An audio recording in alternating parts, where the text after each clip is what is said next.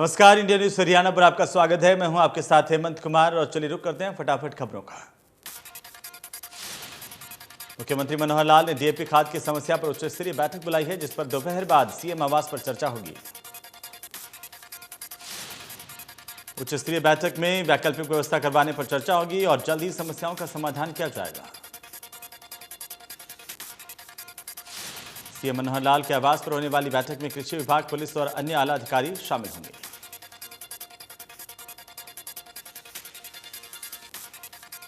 फरीदाबाद में सीएम मनोहर लाल ने Covid warriors के सम्मान में डिनर कार्यक्रम किया, जिसमें उन्होंने फरीदाबाद और करनाल को अपने दिल के नजदीक बताया।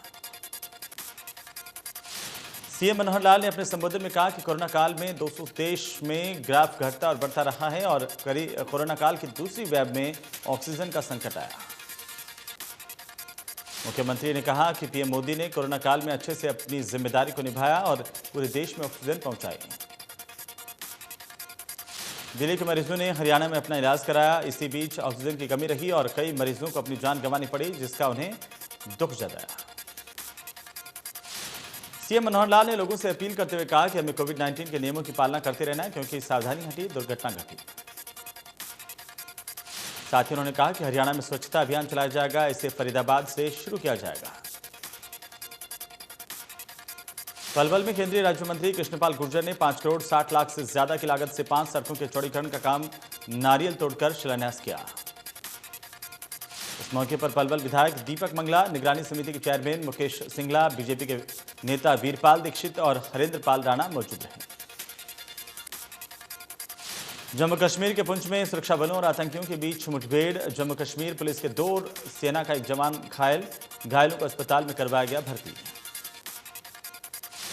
पुंछ जिले के भाटा दूरियां वन क्षेत्र में सुरक्षा बलों ने आतंकियों को घेर लिया है। दोनों तरफ से गोलीबारी की जा रही है। सर्च अभियान के दौरान सुरक्षा बलों की टीम आतंकियों के ठिकानों के पास पहुंची तो आतंकवादियों ने पुलिस और सेना के जवानों पर गोलियां चलाई। अपने मन की बात कार्यक्रम में पीएम मोदी ने कहा कि देश नई ऊर्जा से आगे बढ़ रहा है और देश में टीकाकरण अभियान को बड़ी सफलता मिली है। प्रधानमंत्री ने कहा कि 100 करोड़ टीकाकरण के बाद देश में विश्वास बढ़ा है। साथ ही उन्होंने देशवासियों का धन्यवाद दिया। कोरोना काल में कोरोना योद्धाओं ने कड़ी मेहनत की और वहीं देश में कई चुनौतियों का सामना किया है। केंद्रीय गृह मंत्री अमित शाह के जम्मू कश्मीर के दौरे का दूसरा दिन आज आईआईटी में मल्टी डिसिप्लिनरी रिसर्च सेंटर का उद्घाटन करेंगे। केंद्रीय गृह मंत्री अमित शाह संस्थान के 3रे चरण की आधारशिला रखेंगे। अमित शाह अनुच्छेद 370 को निरस्त करने के बाद पहली बार जम्मू कश्मीर के दौरे पर हैं। कांग्रेस पार्टी 14 नवंबर से 29 नवंबर तक पेट्रोल और डीजल की कीमतों में बढ़ोतरी के खिलाफ बड़े पैमाने पर आंदोलन करेगी। कांग्रेस महासचिव के.सी. वेणुगोपाल ने कहा कि विरोध प्रदर्शन के दौरान कांग्रेस नेता अपने अपने क्षेत्रों में पदयात्रा निकालेंगे। कांग्रेस के वरिष्ठ नेता पी चिदम्बरम ने ईंधन की कीमतों में वृद्धि को लेकर केंद्र सरकार पर जोरदार हमला बोला। पी चिदम्बरम ने कहा कि भारतीय रिजर्व बैंक के सुझाव के मुताबिक टैक्स को कम किया जाना चाहिए। उधर तेल के दामों में फिर से जबरदस्त बढ़ोतरी की गई है। दिल्ली में आज एक बार फिर से पेट्रोल की कीमतों में 30 से 35 रुपए की बढ़ोतरी हुई, जबकि डीजल 34 से 38 रुपए पैसे तक महंगा हुआ। दिल्ली में पेट्रोल की कीमत 107 रुपए 59 पैसे और डीजल 96 रुपए 32 पैसे प्रति लीटर पर पहुंच गया है। मुंबई में पेट्रोल के दाम 113 रुपए 40 पैसे प्रति लीटर बिक रहा है, तो वहीं डीजल 104 रुपए 38 पैसे प्रति लीटर बिक रहा है। कोलकाता में पेट्रोल के दाम 108 रुपए 11 पैसे प्रति लीटर तक पहुंच गए हैं, तो वहीं डीजल 99 रुपए 43 पैसे प्रति लीटर पर बिक रहा है। उधर चेन्नई में पेट्रोल 104 रुपए 52 पैसे प्रति लीटर तक पहुंच गया, वहीं डीजल 100 रुपए 59 पैसे प्रति लीटर तक पहुंच गया। यूएई में खेले जा रहे T20 वर्ल्ड कप का सबसे बड़ा मैच आज खेला जाएगा। भारत और पाकिस्तान की टीमें आज आमने सामने होंगी। ये मुकाबला दुबई क्रिकेट स्टेडियम में शाम को 7:30 बजे शुरू होगा। दोनों देशों के करोड़ों क्रिकेट फैंस इस मुकाबले पर नजर गड़ाए हुए हैं। पिछली बार दोनों टीमें 2019 में आमने सामने थी, जब वनडे क्रिकेट वर्ल्ड कप में भारत ने पाकिस्तान को हराया था। पाकिस्तान पहली बार विश्व कप में भारत से जीत दर्ज करने के इरादे से उतरेगा। वहीं कोहली एंड कंपनी ने रिकॉर्ड को कायम रखने के लिए मैदान पर होगी। इस महामुकाबले में भारतीय टीम की कप्तानी विराट कोहली संभालेंगे, वहीं बाबर आजम की अगुवाई में पाकिस्तान की टीम मैदान पर उतरेगी। भारत पाक के बीच मुकाबले हमेशा से ही रोचक हुए हैं। अभी दोनों मुल्कों के बीच में आईसीसी टूर्नामेंट्स में ही हिस्सा लेते हैं और ऐसे में भारत और पाकिस्तान के बीच मुकाबले का हाई वोल्टेज होना स्वाभाविक है। इंडिया और पाकिस्तान के मैच के लिए पहले से ही ट्विटर माहौल बनना शुरू हो गया है, जिस पर जोमेटो ने मैच पाकिस्तान क्रिकेट बोर्ड को ट्वीट करते हुए लिखा कि डियर पीसीबी, अगर आपको बर्गर और पिज्जे की ज़रूरत है तो हम सिर्फ एक मैसेज ही दूर हैं। और इस ट्वीट के जवाब में करीम पाकिस्तान ने लिखा कि चिंता मत करो, हम उन्हें फ्री बर्गर और पिज्जे डिलीवर कर रहे हैं और आपके लिए फैंटेस्टिक टी भी भेज रहे हैं। भारत और पाक के बीच में आज T20 वर्ल्ड कप में महामुकाबला होने जा रहा है। इस मैच में से पहले लोगों में जोश देखने को मिल रहा है। सभी तरफ से इंडिया की जीत के दावे किए जा रहे हैं।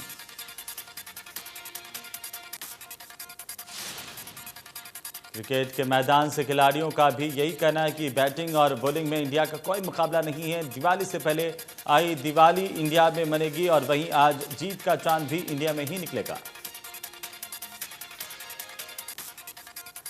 T20 वर्ल्ड कप को लेकर सोनीपत से काफी उत्साह देखा जा रहा है। भारत और पाकिस्तान के मैच को लेकर के युवाओं ने कहा कि 100% जीत भारत की होगी।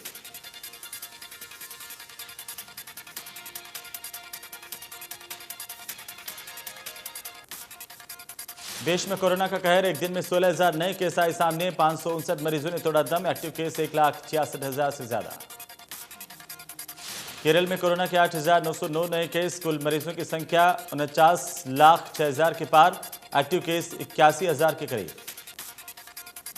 तमिलनाडु में कोरोना के 1,140 नए मामले सामने आए। कुल संक्रमितों की संख्या 26,94,000 के पार है। आंध्र प्रदेश में कोरोना के 396 नए मामले। कुल संक्रमितों की संख्या 20,63,000 के पार। एक्टिव केस 5,000 के पार। ओडिशा में कोरोना के 441 नए मामले। कुल संक्रमितों की संख्या 10,37,000 के पार। 4,000 से ज्यादा एक्टिव केस मौजूद। असम में कोरोना के 324 नए मामले। 6,08,000 से ज्यादा कुल संक्रमित केस। Active case 2,621। हिमाचल में कोरोना के 257 नए मामले। कुल संक्रमितों की संख्या 2,22,000 से ज्यादा। एक्टिव केस 1,500 के पार है। मिजोरम में कोरोना के 745 नए मामले। कुल संक्रमितों की संख्या 1,16,000 के पार। हरियाणा में कोरोना के 8 नए मामले। एक दिन में 15 मरीज रिकवर हुए। एक्टिव केस की संख्या 115 है। कोरोना के बाद एक बार फिर से विशेष सहयोग के साथ देश भर में करवा चौथ का त्यौहार मनाया जा रहा है। एक बार फिर से बाजार गुलजार रहे हैं। हालांकि बढ़ती हुई महंगाई का असर साफ तौर पर आम लोगों पर और दुकानदारों पर देखा जा रहा है। दुकानों पर पहुंचने वाले ग्राहक महंगाई के चलते खरीदारी करने में कंजूसी बरतते हुए नजर आ रहे हैं। करवा चौथ त्योहार को लेकर सोनीपत के कच्चे क्वार्टर बाजार में भारी भीड़ देखने को मिली।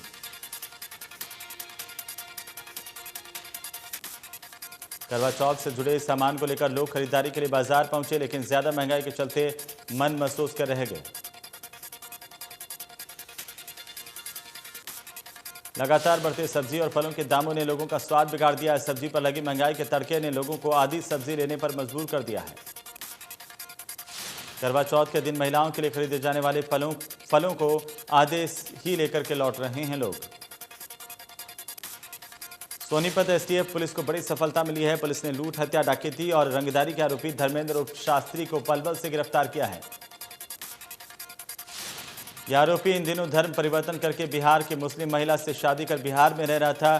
पुलिस आरोपी को कोर्ट में पेश करेगी। जाखल बस अड्डा के पास पंजाब बैरियर पर पुलिस की ओर से वाहनों की जांच के दौरान बाइक सवार युवकों ने पुलिस के साथ बदतमीजी की। पुलिस ने इस दौरान 2 युवकों को काबू कर उन्हें अपने साथ पुलिस स्टेशन ले गई। पुलिस ने मामला दर्ज कर आगामी कार्रवाई शुरू कर दी है। चरखी दादरी पुलिस स्मृति सप्ताह दिवस का बलिदान स्टेडियम में मैराथन दौड़ का आयोजन किया गया। इसमें पुलिस के जवानों के साथ शहर के नागरिकों और युवाओं ने हिस्सा लिया। मुख्य अतिथि DSP headquarter Jogendra Singh, city SHO और निरीक्षक दलबीर सिंह उपस्थित रहे। डीएसपी जोगेंद्र सिंह ने मैराथन दौड़ को रवाना किया और अव्वल आने वालों को पुरस्कृत किया। पुरस्कार जीतने वाले साइड ने कहा कि मुझे अच्छा लगा कि पुलिस स्मृति सप्ताह के आयोजन में हमने भी हिस्सा लिया। टोहाना में राष्ट्रीय पुलिस स्मृति सप्ताह के तहत डीएसपी बीरम सिंह ने इंदाचोई गांव पहुंचकर के शहीद महेंद्र सिंह के परिवार से मुलाकात की। इस दौरान डीएसपी ने शहीद के परिवार को सम्मानित किया। डीएसपी बीरम सिंह ने शहीद परिवार के सदस्यों को सम्मानित करते हुए शहीद महेंद्र सिंह की प्रतिमा पर पुष्प अर्पित किए। शहीद के भाई दलवीर सिंह ने बताया कि सरकार की तरफ से शहीदों को सम्मान देने के लिए जो शहीदी सप्ताह मनाया जा रहा है, इससे उनके परिवार को मान सम्मान मिला है। फरीदाबाद में इंडियन रेवेन्यू सर्विस अधिकारियों की क्रिकेट टीम के खिलाड़ियों का कहना है कि T20 वर्ल्ड कप में भारत और पाकिस्तान के बीच होने वाले मैच में कड़ा मुकाबला देखने को मिल सकता है। उन्होंने कहा कि लंबे वक्त के बाद इंडिया और पाकिस्तान की टीमें मैदान में आमने सामने होंगी। हालांकि इंडिया की टीम बैटिंग और बॉलिंग में सभी तरह से मजबूत है। सूरजकुंड में लगने वाले इंटरनेशनल हस्तशिल्प मेले की तैयारियां शुरू हो गई हैं। कोरोना के चलते पिछले साल ये मेला नहीं लग पाया था, लेकिन इस बार सरकार ने मेला लगाने की मंजूरी दी है। कला और संस्कृति का अनूठा संगम कहा जाने वाला यह हस्तशिल्प मेला 4 फरवरी 2022 से 20 फरवरी 2022 तक चलेगा। मेले की इस बार थीम स्टेट जम्मू कश्मीर होगा, तो वहीं नेशनल पार्टनर ग्रेट ब्रिटेन को बनाया गया है। इंटरनेशनल हस्तशिल्प मेले के नोडल ऑफिसर की माने तो धरती का स्वर्ग कहे जाने वाले कश्मीर की न केवल कला बल्कि संस्कृति का भी यहां पर अनूठा मिश्रण देखने को मिलेगा। कश्मीर के पश्मीना शॉल समेत कई कारीगरी यहां पर पेश की जाएगी। इसके अलावा ग्रेट ब्रिटेन की संस्कृति, खानपान और वहां की कलाकारी का मिश्रण भी मेले का आकर्षण होगा। पानीपत के किसानों ने लखीमपुर खीरी के हादसे में मारे गए किसानों की अस्थि कलश यात्रा निकाली है, जो कि 30 गांव से गुजरेगी। अस्थि कलश यात्रा में 4 किसानों के साथ जान गंवाने वाले पत्रकार की भी अस्थियां शामिल की गई हैं। रेवाड़ी के ब्रास मार्केट स्थित केलाल अल्ट्रासाउंड सेंटर पर गुरुग्राम की पीएनडीटी टीम ने छापेमारी की है। टीम ने इस दौरान सेंटर की मशीन को सील किया है। इस रेड के बाद देर रात तक हंगामा चलता रहा। पूरे शहर के डॉक्टर ब्रास मार्केट में पहुंच गए। रेड करने वाली टीम की कार्रवाई के बाद डॉक्टर की गिरफ्तारी के लिए पुलिस भी पहुंच गई और हिरासत में लेकर डॉक्टर राजेश को जिप्सी में बिठा लिया। आईएमए के डॉक्टरों ने कार्रवाई को गलत बताते हुए जबरदस्त विरोध किया, तो डॉक्टर्स के विरोध के बाद डॉक्टर को जिप्सी से नीचे उतरवाया। रात को 12 बजे तक डॉक्टर मौके पर ही डटे रहे। हंगामे की सूचना के बाद हरको बैंक के चेयरमैन डॉक्टर अरविंद यादव भी अस्पताल पहुंचे और एसपी और डीसी से बात की। हालांकि देर रात तक गिरफ्तारी नहीं हुई थी। प्रदेश की सरकार ने अधिकारियों को आदेश दिए हैं कि खराब हुई सभी फसलों की गिरदावरी शुरू करवाकर मुख्यालय में रिपोर्ट भेजी जाए। बेमौसम बारिश ने किसानों की कमर तोड़ दी है। मानसून के चले जाने के बाद भी काफी बारिश हुई है और इसके चलते कपास और मूंग के बाद धान, बाजरा और गन्ने की फसल पर काफी असर पड़ा है। राजस्व विभाग ने पटवारियों की टीमों का गठन करके जिले में गिरदावरी की प्रक्रिया शुरू कर दी है। 25 अक्टूबर तक गिरदावरी का काम पूरा करके इसकी रिपोर्ट सरकार के पास भेजी जाएगी। पलवल में हथीन के भीमसी का गांव में हंगामा हुआ। सीएम फ्लाइंग और फूड सप्लाई टीम पर ग्रामीणों ने पथराव कर दिया। लोगों ने दोनों विभागों की टीम की कई गाड़ियां तोड़ी। सीएम फ्लाइंग को नकली पनीर बनाने की सूचना मिली थी।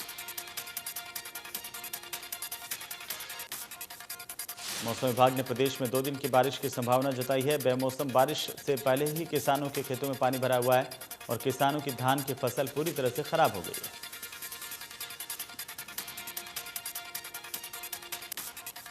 हालांकि किसानों का कहना है कि वे अपनी फसल को बचाने के लिए खेतों के पानी को खुद ही निकाल रहे हैं, लेकिन प्रशासन की तरफ से उनकी कोई मदद नहीं की जा रही है। पानी निकालने के लिए प्रशासनिक अधिकारियों से वे कई बार गुहार लगा चुके हैं। किसानों का मानना है कि पानी समय पर नहीं निकाला गया तो धान की फसल तो पूरी तरह से बर्बाद हो जाएगी और आगे गेहूं की फसल की भी बिजाई नहीं हो पाएगी।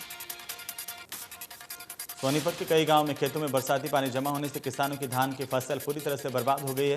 वहीं किसानों के सामने अगली फसल की बिजाई का भी संकट आ गया है। त्योहारों के मौसम में आर्थिक तंगी झेल रहे किसानों ने लघु सचिवालय पहुंचकर जिला उपायुक्त से मुलाकात की और सरकार से मुआवजे की मांग की है। सोनीपत का सरल केंद्र लोगों के लिए मुसीबत का केंद्र बना हुआ है, जहां पर दलाल टोकन व्यवस्था को बिगाड़ने का काम कर रहे हैं। इस मामले को लेकर एसडीएम ने कहा है कि सरल केंद्र पर लोगों की सुविधाओं के लिए टोकन सिस्टम पूरी तरह से लागू है। अगर किसी को कर्मचारी की लापरवाही दिखाई देती है तो तुरंत शिकायत करें। सोहना पुलिस ने सोहना अलवर मार्ग पर बने होटल पर छापा मारकर 6 युवक युवतियों को गिरफ्तार किया। पुलिस ने सभी के खिलाफ अनैतिक देह व्यापार एक्ट के तहत मुकदमा दर्ज किया है। पुलिस को सूचना मिली थी कि होटल में देह व्यापार का काम चल रहा है। पुलिस ने नकली ग्राहक बनाकर होटल के मैनेजर के पास भेजा और छापेमारी की।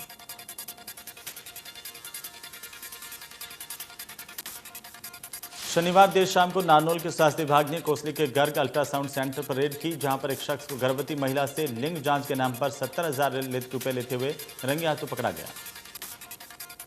3 घंटे से भी अधिक समय तक चली इस जांच में डिप्टी सीएमओ ने कहा कि जांच में और जो भी दोषी पाया जाएगा उसके खिलाफ पीएनडीटी एक्ट के तहत कार्रवाई की जाएगी। बल्लभगढ़ में चोरों का आतंक देखने को मिला है। पैसों और सामान की लूटपाट के लिए युवक को चोरों ने पीट कर घायल कर दिया। युवक ने बताया कि घर में शादी का माहौल था और घटना के समय वो अकेला था, तभी आधा दर्जन बदमाशों ने उस पर लाठी डंडों से हमला बोला, नकदी लूटकर फरार हो गए। रोहतक में बदमाशों का आतंक थमने का नाम नहीं ले रहा। खिड़वाली गांव की रहने वाली जूनियर नेशनल महिला खिलाड़ी पर फायरिंग का मामला सामने आया है। देर रात को जींद रोड पर ड्रेन नंबर 8 के पास 17 वर्षीय राष्ट्रीय जूनियर कुश्ती खिलाड़ी को कार सवार बदमाशों ने गोली मारी। इसके बाद घायल खिलाड़ी को रोहतक पीजीआई में भर्ती करवाया गया। खिलाड़ी प्रैक्टिस करने के बाद अपने भाई और पिता के साथ मोटरसाइकिल पर सवार होकर अपने गांव खिड़वाली जा रही थी। महेंद्रगढ़ में सब्जी मंडी के नजदीक हुए कुएं से पुलिस ने फायर ब्रिगेड और सामाजिक लोगों के सहयोग से रेस्क्यू कर एक 25 साल की युवती को जिंदा बाहर निकाला है। बॉलीवुड सुपरस्टार शाहरुख खान के बेटे आर्यन खान के ड्रग्स केस में नई चौंकाने वाली जानकारी सामने आई है। किरण गोसावी के बॉडीगार्ड रहे प्रभाकर सयाल ने बताया कि गोसावी ने आर्यन खान को छोड़ने के लिए 25 करोड़ रुपए की मांग की थी। प्रभाकर सयाल के हलफनामे के मुताबिक ये मांग गोसावी ने एनसीबी चीफ समीर वानखेड़े की ओर से की गई थी। सयाल ने बताया कि वह क्रूज रेड के बाद हुए ड्रामे के समय मौजूद थे। सैल ने दावा किया कि उन्होंने किरण गोसावी और श्याम नाम के एक शख्स को एनसीबी के दफ्तर के पास मिलते हुए देखा था। जहां पर गोसावी और श्याम मिले थे, वहां शाहरुख खान के मैनेजर पूजा डडलानी भी मौजूद थी।